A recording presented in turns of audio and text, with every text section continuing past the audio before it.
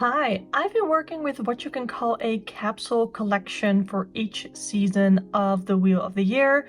Previously, I shared the decks I used during Yule season as well as Imbolc season, and today I'm sharing the decks that I'll be using during Ostara season. Ostara energy brings spring and new beginnings, and the energy that I'm really craving right now is a bit light and neutral now that we're heading from midwinter to spring. Brighter, warmer days are coming, and these are the decks that give me that in-between sort of energy that I really feel like working with right now. First, I have the Fifth Spirit Tarot. I did work with this during Imbolc season as well.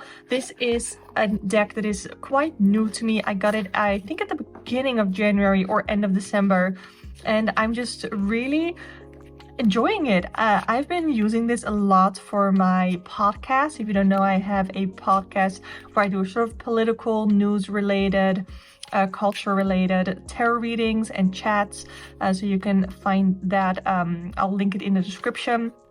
This is a beautifully diverse tarot deck. This used to be an indie deck and now it is picked up by Hay House.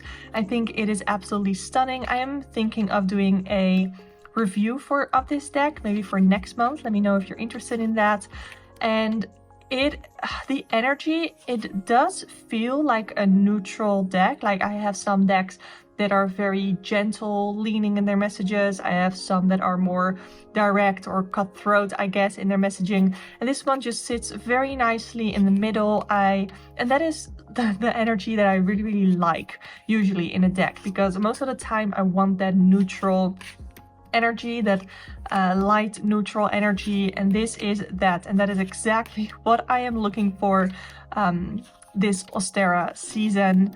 So yeah, again, it is beautifully diverse, both in body size, in gender, in sexuality, and I love that. I don't think we can get enough diversity in our decks most of the time, so seeing this is absolutely amazing. Also in ability, it's diverse as well.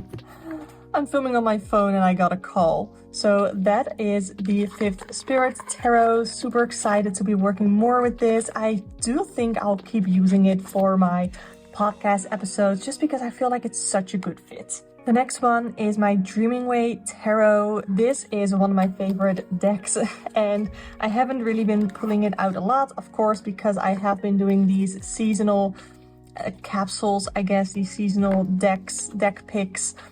But this is one of my favorites. It has a whimsical sort of look about it, but the feel of this leans neutral to very direct. I usually don't need a whole lot of cards to pull from this deck to get an entire message, because it's just very direct in its messaging. It's not like where some decks, I feel they are very, I almost want to say like spiritual or deep, and this is just like, nope, this is the answer, this is what you need to know. And that is what I love about this deck.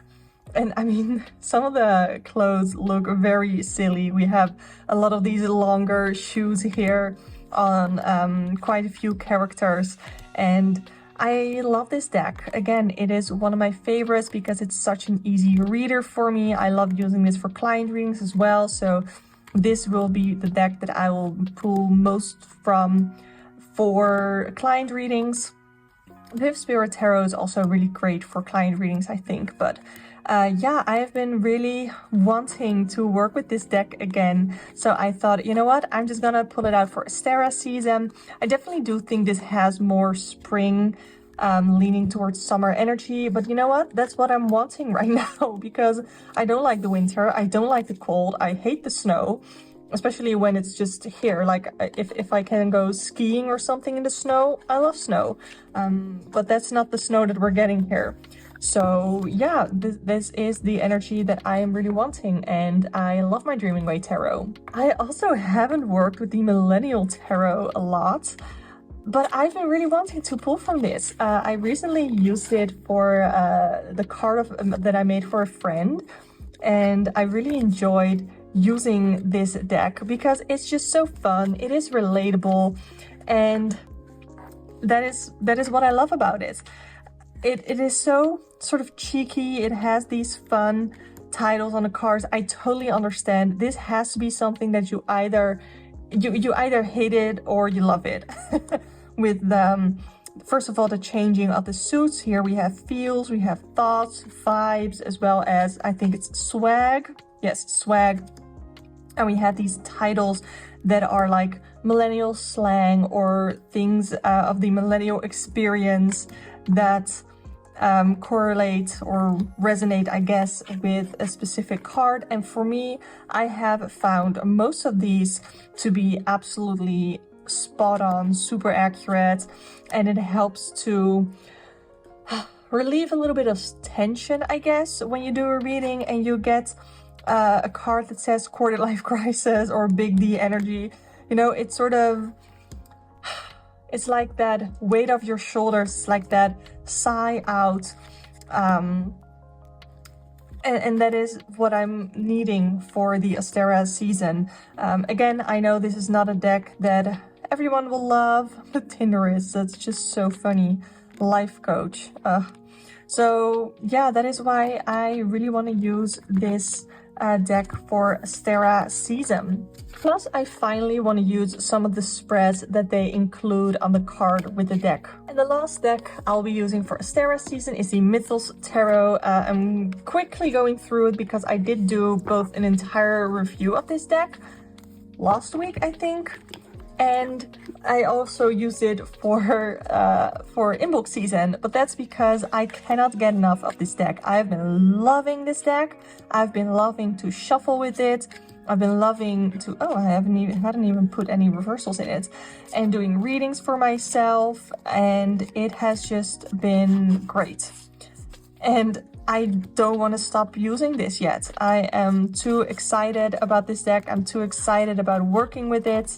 I have no ideas why all these reversals are in here. I don't recall working with reversals with this deck yet. Anyway, it's stunning. It's beautiful. I love it. I've been loving the energy. It is super, like, the energy here is very variable, I guess, because every god or goddess in this deck brings its own energy to the reading. So you can have two very different energies within one reading, and I think that gives a nice balance as well. So yeah, that is why I want to use it for Ostara as well. I don't think this necessarily has like an Ostara vibe, or nor did it really have an Imbolc vibe. It's just, it is a new deck and I want to use it.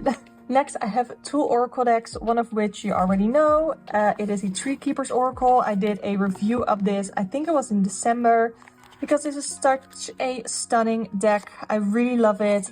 It is beautiful. I work with this one card at a time, so because of that, I haven't really gotten to play with it a lot, just because anytime I pull a card, I only pull one card, and I don't really feel the need to pull from this deck every day. It's just every once in a while kind of thing.